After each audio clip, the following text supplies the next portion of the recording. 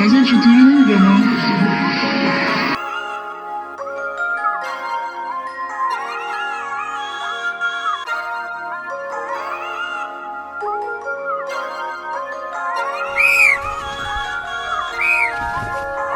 صالحی وسایل تو جمع کن بیا دفتر. آره اقلی کرد 18 سالش بردنش من رو میگن اخباری که 2 سال پیش تو دادگاه بودش نیست رضایت نداره میکشنش. چجوری رسایت دادم بچه ها کشتم پس چی اومدی؟ من واسه اکبر حاضرم حق کنم خودم با خواهر زدی فوش بدم التماس کنم شوهرت رضایت نمیده من اگه راضیش کردم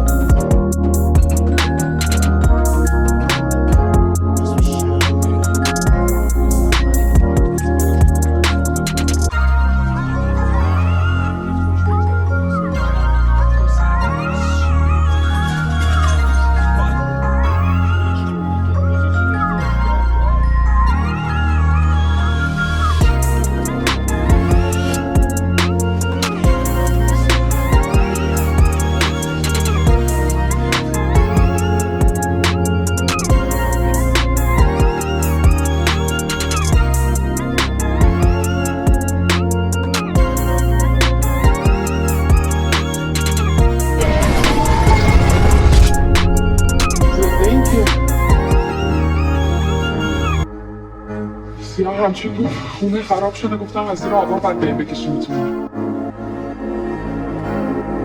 نگاری اینجا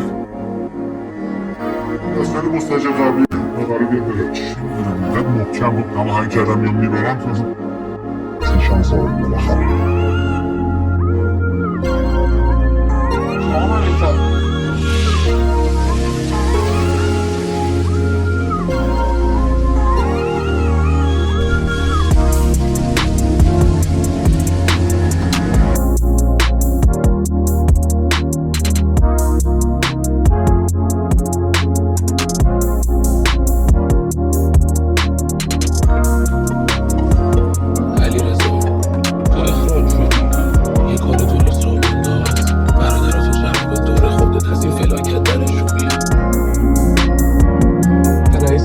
زدم ببینم میتونن یه کوچیکشو قسطی رو نبودن نفر یه مغازه میخریدم واسه خودم باورم میکردم بزرگی فامیل غلام وصیت کرده بعد خودش بزرگی فامیل چون هیچ ندونه تو باید بدون بزرگی فامیل بودن با من تو چی کاره نه اول عروسی کم پولی نیست خودت چی داری؟ 40 تا سکه‌ای تمام؟ بابا ما برای خریدن اون مغازه اندازه همین سکه های تو رو جمع بریم برم کنید منو